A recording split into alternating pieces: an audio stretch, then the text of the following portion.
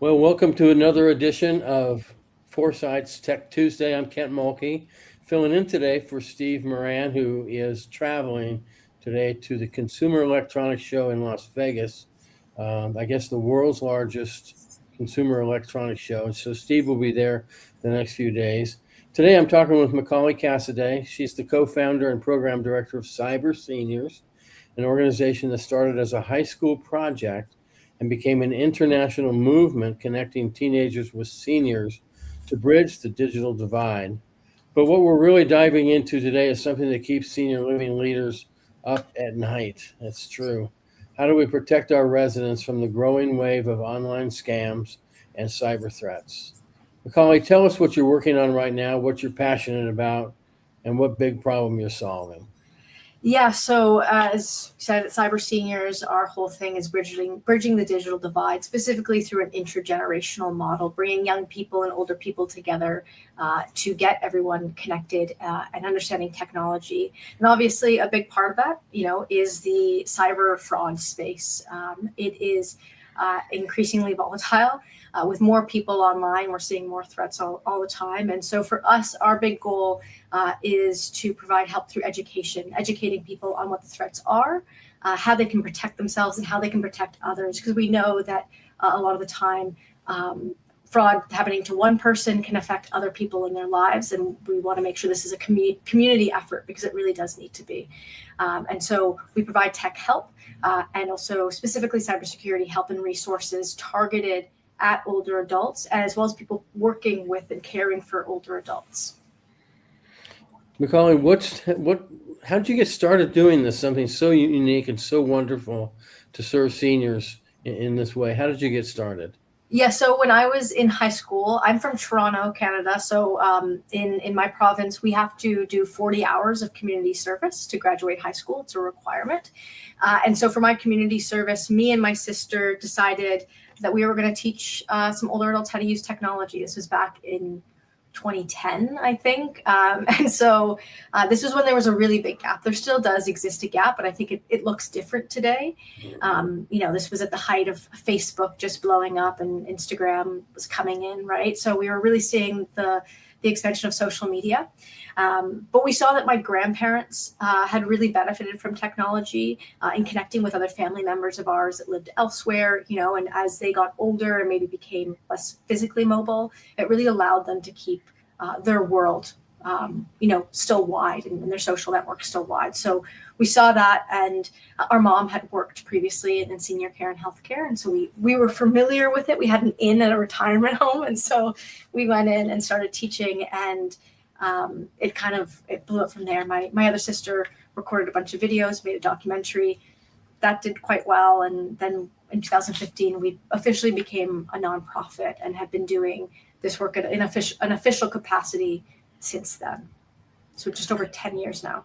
What did you see at the time? What were some of the issues that were going on with seniors? You mentioned it's different today, which we'll get into, but what was going on at the time in relation to scams and things like that? Yeah, it just wasn't as prevalent, right? I remember at the time, because I passed by the retirement home the other day, and I was thinking where it all started. And I remember one of the requirements of where we had to go is we had to find a place that had a computer lab, because people didn't really, a lot of people did, but a lot of seniors didn't have a laptop. We didn't have really smartphones at that time. Like I remember Blackberries were really big, but we weren't really using them in the capacity we're using them now. And so what we were focused on was really just getting people online. And the cybersecurity thing was a focus, but it wasn't as big because we were teaching really simple skills. We were teaching people how to use things like Skype and email. And so we were focused on email scams, phishing scams, right? Someone sending an email claiming that you won a big prize. And at the time, those emails weren't particularly sophisticated. You could tell what was a fraud, right? I'm a Nigerian prince and I want to share my fortune with you is like the running joke of the one that went around a lot, right? Or I won the lottery or something like that. And now things have really, really shifted. And so that's what we were seeing then. It was decently easy to tell people, set strong passwords, don't share too much online, and watch out for people promising too much over email or any sort of online messaging. Now we see a different landscape. We see, more sophisticated phishing attempts, people being able to create really believable language, especially using, AI language models. We're seeing that the language has improved. We're not seeing things that we used to. We used to be able to look at an email and go, there's all sorts of spelling errors and grammatical issues. That's not really something you can look at anymore. We're also seeing sophistication in terms of who they're pretending to be. They may impersonate your bank or social media, website, PayPal, the government. And so the people they're impersonating are becoming, more serious. And so also more sophisticated in that sense. Well, that's amazing. How does it work? I'm just curious, and I'm a neophyte when it comes to some of this stuff. But what does the scammer do to get past some of these defenses that people have? So there's a couple ways that these online scams or like different cyber threats that we see commonly, right? The one that we might think of the most commonly is like viruses, right? I download a virus and it affects my computer and people can steal my information. Those come through a couple different ways. Essentially, when you have a virus, you have to download the virus. It's a piece of software that comes onto your computer and can do several things. It can steal information, can lock up certain information, or it can just be someone, making your life annoying on your computer. Sometimes they just slow down your computer for the sake of it. And so that's one threat. We can find those by going to unsafe websites, downloading files that we're not sure what they are, opening attachments in, untrustworthy emails, things like that. We also see password attacks. So, right, someone guessing or stealing your password. If you have a really simple password, easy to guess, that's one thing. Someone just logs into your account. Or someone stealing a password by hacking a larger network. So a company might get hacked and they might steal that information, user information, including passwords. And then your login information is compromised for that website. And if you're using the same password for other websites. But the one that we do see the most commonly, in terms of like one we can protect ourselves from, are phishing scams. So these are what we see when we get fraudulent emails or text messages or even phone calls, right? Someone pretending to be someone else, impersonating a trusted person, individual, or organization, and trying to get us to give them information. So oftentimes this looks like, say, an email claiming that you need to take some sort of action. So you can imagine getting an email from, someone claiming to be PayPal saying there's been some suspicious activity on your account. You need to log in immediately to update this information or else we're going to have to shut down your account in 2 days. And then there's a conveniently located link on the email that you can click on, and then you can go and type in your email address and your password. But the link that you've clicked on is not actually to paypal.com. It's to some third-party fraudulent website that they've set up to look like that website. And you've just handed over this person the login credentials for your PayPal account, right? So that's how we see it a lot. Again, there are a number of different situations, but often what we're looking at with these phishing scams is someone sending an email that has a great sense of urgency that can be both positive or negative. Often it's negative, but either way, they're looking to play on some sort of emotional reaction. Either I'm going to scare you into acting irrationally, or I'm going to excite you into acting irrationally. You won this prize and you have to claim it within 24 hours or else you're not getting it. So that's like the main thing we see. We can also see this in sometimes more mundane ways. There's a package delivery for you, and if you don't give us the correct information right away, we're going to send it back to the shipper. So the sense of urgency is really the kind of one of the final things we can really count on when receiving these, because they become more convincing. And it's that sense of urgency and emotional, playing with our emotions, that is sort of the key to these frauds and how they convince us, but also how we can spot them. Oh, that's amazing. Yeah, I get some of those for sure. Unfortunately, I've learned over time to avoid those things and be able to read the return email address and know that it's not PayPal or it's not USPS. So it kind of leads to my next question. Why are seniors so aggressively targeted? So they're aggressively targeted for a few reasons. One, there is the perception that they may be less tech savvy than others. And we know that this is shifting all the time, and more older adults are getting online and protecting themselves adequately. But there is that perception that maybe they don't understand the technology as much. There also may be this perception that older adults are more trustworthy. As we age, we, can become a bit more trustworthy. That is just something that we see happen sometimes. I'm not sure why, but it is. And also the idea of accumulated wealth. That is actually the biggest one. What was, say that again? Accumulated wealth. Wealth. So for older adults who have been saving up their entire life, potentially have a retirement fund that they're sitting on. Obviously, this is not true, of all seniors, but this perception that they may have money lying around that is up for grabs. Whereas with younger people, especially this day and age, may not have a lot of savings sitting around, right?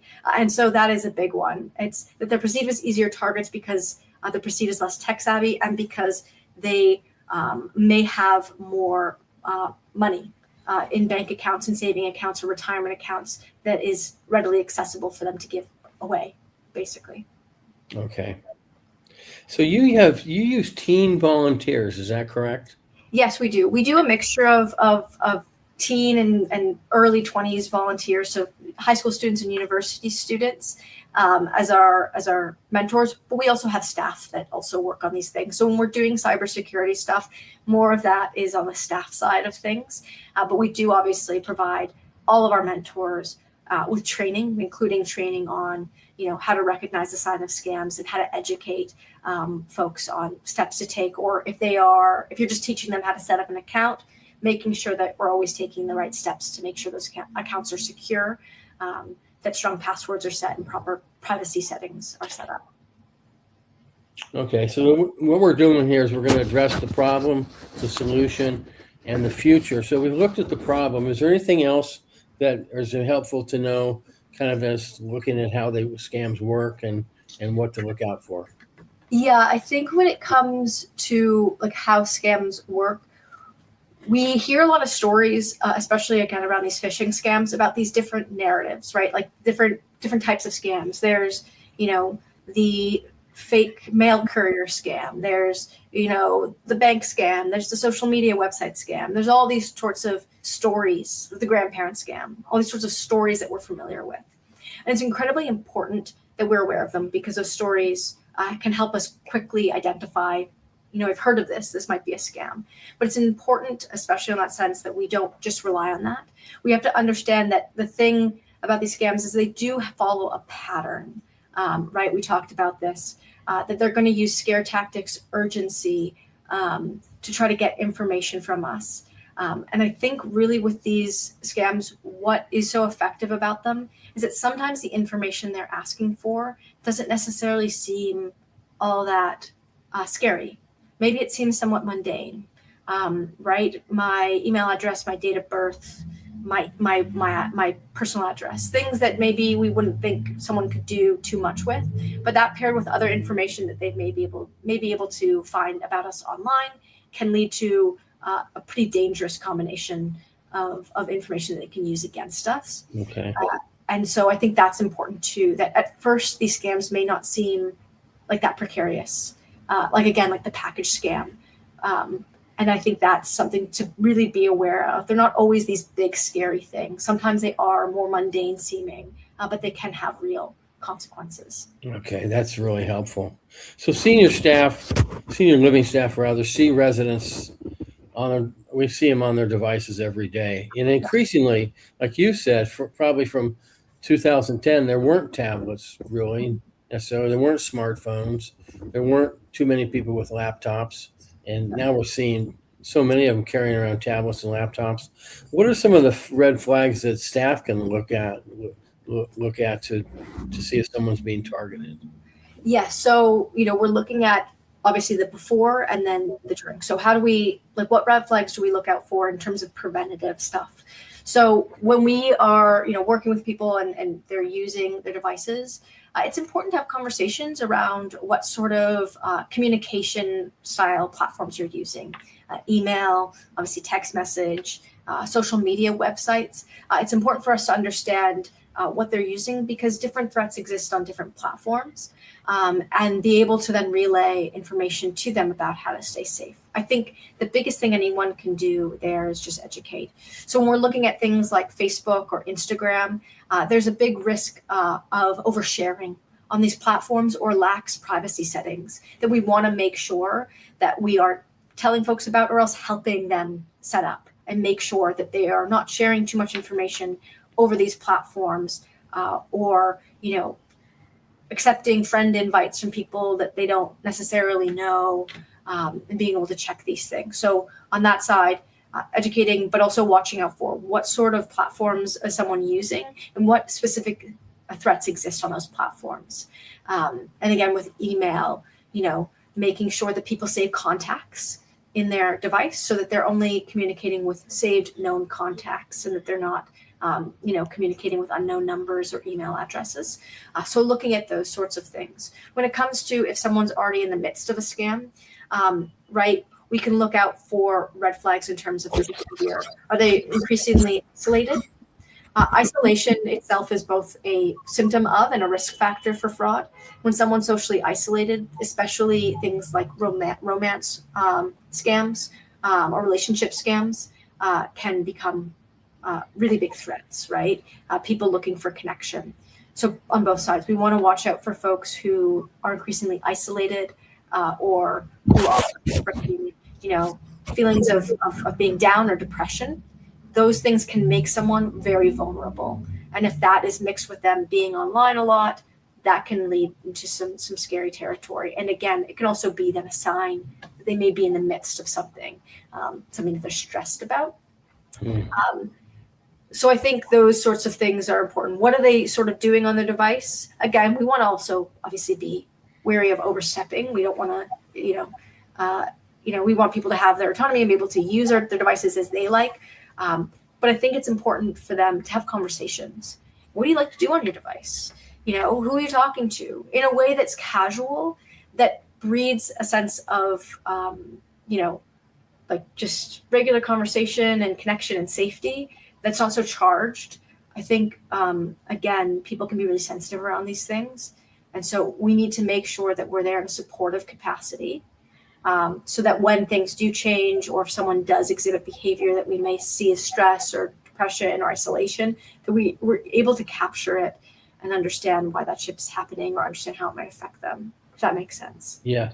What would be a couple of examples of oversharing? I'm on Facebook some, and I'm on LinkedIn. I'm not on Instagram, but I see people oversharing, in my opinion, oversharing every day, talking about their vacations and being away from home for 2 weeks, and naming their grandchildren and things like that. What do you think are some of the oversharing that people do? I mean, it can be anything, really. I think really the most important thing with social media platforms is we're going to share. And so I think, first of all, it's like we need to secure these platforms. We need to make sure that they're private. We have to go through our Facebook privacy settings and make sure that no one can see our posts that shouldn't, and that we're not accepting invites from people we don't know, and limiting who can even ask to follow us or ask to send us a request, those things. And in terms of what to share, I think it simply can come down to, what can be used against me? And unfortunately, it's a lot at this point. So when you think of when you set up an online account, sometimes you get asked to set these security questions. What street did you grow up on? What's your favorite band? And what city did you and your spouse meet? And then if you make a post on the anniversary of your wedding anniversary, and when we met on this day in this city, right? Well, now I know what city you and your spouse met in, right? So it can be things that seem really mundane. We have to consider where else that information might come into play. Tagging or mentioning by full name family members, absolutely, that can be a risk, especially when it comes to things like grandparent scams, right? If you have an open profile and you're actively talking about your grandchild and you're posting pictures of them, so now that person can go and find that person and find out information about them, and then use that against you to pretend to be them on an email, a message, or in a phone call. That's risky. And so it's hard and sad to say that it's really like anything and everything. We can share photos and details. It's good to keep things somewhat vague, right? Don't share what you wouldn't want to share with a complete stranger. And then most importantly is just to make sure that those profiles are secure. Because obviously we want to use these platforms for sharing and updating people. But we want to make sure we're only sharing and updating with people we know and trust. Okay. So we talked a little bit about this, really great, talking about how staff can address. Mm-hmm. I really appreciated your input there about how staff can address some of these safety issues with residents and talking to them in a very casual way. Sometimes I think families are hesitant. Mm-hmm. This is what I understand. Are hesitant to say much to their loved one, their parents, about it because they don't want to sound condescending in any way. What advice would you have about that? I think it's really important. I mean, at the end of the day, like we all get these messages, right? Just before we came on, actually, I got a text message. I am waiting for a package, and I got a text message from Pure Later, apparently, and I wasn't sure because like I do have a package coming, so I like quickly went to Google and I like put the URL and I said, "Is this a scam or like is anyone getting this?" It was a scam, but like I think sharing those things is really important. Again, I think approaching this is a community effort. This isn't about just you and you don't know enough and you're at threat. We're all being targeted all the time. And I think, so that's an important place to start from, a place of empathy and understanding to go, I get these messages all the time and I sometimes don't know. Are you getting these messages and, like, what do you do when you get them? And I think understanding that this is not a threat that's unique to older adults. And it's not them falling for it is also not unique to them. I also like to tell a lot of the older adults that I know that, in fact, young people are actually more likely to fall for an online scam than older adults are. Yeah. Really? Yeah, we have an issue with digital literacy among young people now too, as well, because people are only on smartphones and it's, because they've always had it, they're not necessarily educating themselves as much. They kind of, lack that sort of deeper understanding of it in some sense to a degree. Yeah. And so I always like to start with that. I get these messages, like just share your own experience as well. I think that is the best place we can come from. Yeah. And so it doesn't feel like this is just a you problem. No one wants to be the problem or feel like, I don't know what I'm talking about and you think I'm stupid. I think sharing ways in which you're not sure sometimes can help, I guess, even the playing field a little bit. And I think trying to view that as like that peer-to-peer conversation. We may be different ages, but when it comes to being online, we're all equally being targeted all the time, going to the same websites, doing the same things, right? So I think that's a good place to start from. Great. Well, let's talk a little bit about the future. We have a few minutes left. This is excellent information. I know I'm learning a lot, so I'm sure our viewers will gain a lot from this time with you. What is one thing that senior living communities, what's one thing that we're completely overlooking when it comes to resident cybersecurity? What are we not addressing? I think the biggest thing that I see when it comes to just like generally people being online and like the threats they face and what we're not doing is that we need to instill confidence. I think confidence is key to anything, and it's key to protecting ourselves in this space. I think this comes back to what you just said, this idea of like people don't want to feel like they're condescending. And so I think it's really important that we provide education and not just say like, I'm here to protect you, but to give people and older adults specifically that agency to say, and you have to protect yourself, right? I'm not going to be here. You have to learn, and you're capable of learning, and you're capable of doing these things and taking these steps to protect yourself, right? I think that is something that we're missing. Oftentimes, I think in the conversation that happens, right? Like this, there can be a sense of like infantilizing. Unfortunately, whether we try to or not, right? However much we try not to do it, I think that can crop up. And so we have to be really wary of that, especially around this conversation. We need to make sure, obviously, we're there. People know that the folks we're working with know that we're there to help them and help keep them protected. But we also have to give them that task for themselves. Say, I'm here to like help you look up information. We can share, I can do research, we can help figure out what the latest scams are. But it's also like, it has to be an imperative for you yourself to educate yourself and understand the ways that you can protect yourself. Because again, I think then people will be more willing to share. They'll feel more confident in their approach to their own cybersecurity, and they'll take it on for themselves, and they won't just be, kind of sitting ducks, which I think is part of what happens when you have that behavior of going, especially with technology. Well, I'll just do this for you. I'll set up this account for you, and I'll set a strong password, and I'm going to do all of this for you. That doesn't help someone, because then they don't really understand like what they're dealing with. It has to be, okay, let's sit down. We're going to set up a strong password. You do all of that. I'll sit here. I'll be here with you, but it's you that's doing it. You're setting your privacy settings. You're deciding what you want to do. And I think that's something that's overlooked, is that sense of taking it on for your own agency. Right. Good. Thank you for that. So despite scams getting more sophisticated out there over time, and you've mentioned that, what gives you hope about the future of digital safety for seniors?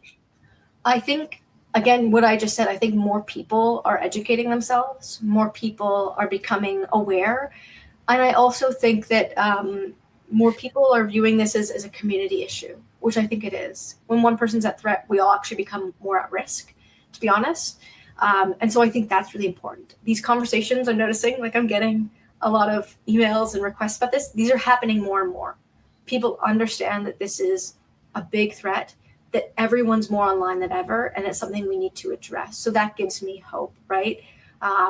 For me, I think like we always have to take preventative measures. It's not enough to say after the fact we do something. We have to take preventative measures. And what gives me hope is that I'm seeing that we are taking those preventative measures.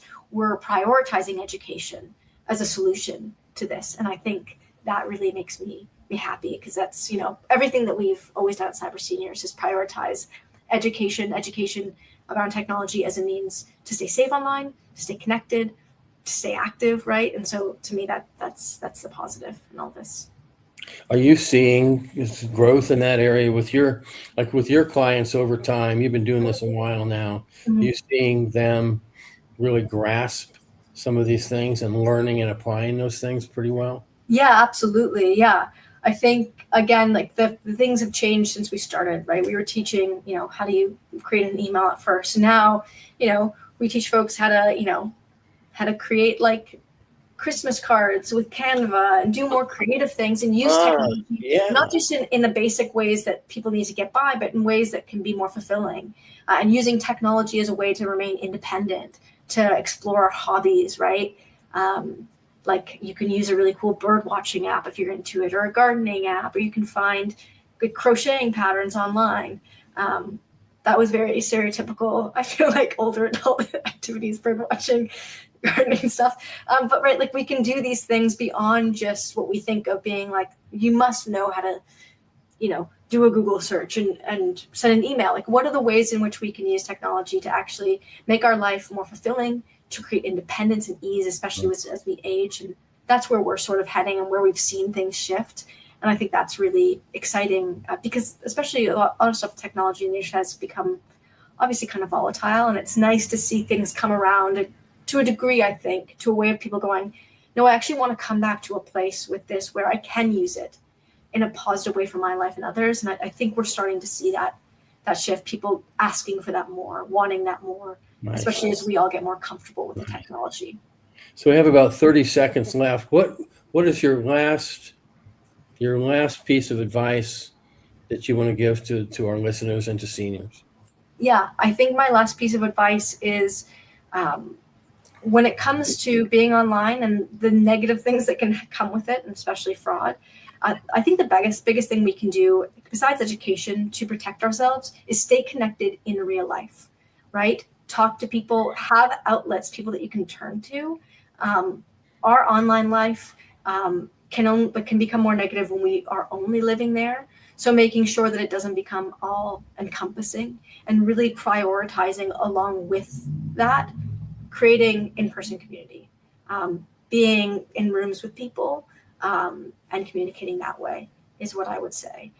But always educating. As we age, we need to keep our brains sharp. It's a muscle we have to exercise. So, might as well learn something that's going to be useful. So keep learning every day. It's You're great. never too old to learn something new. Thank you so much for being on here today. Let's, if you wouldn't mind, Jada, putting up on the screen again how we can reach Macaulee, cyberseniors.org. Yep. And then I think your LinkedIn profile will show up there as well. Great. That's how they can reach you. Thank you so much today, Macaulee. We appreciate your time very much. All the best to you there in Toronto. Thank you. Bye.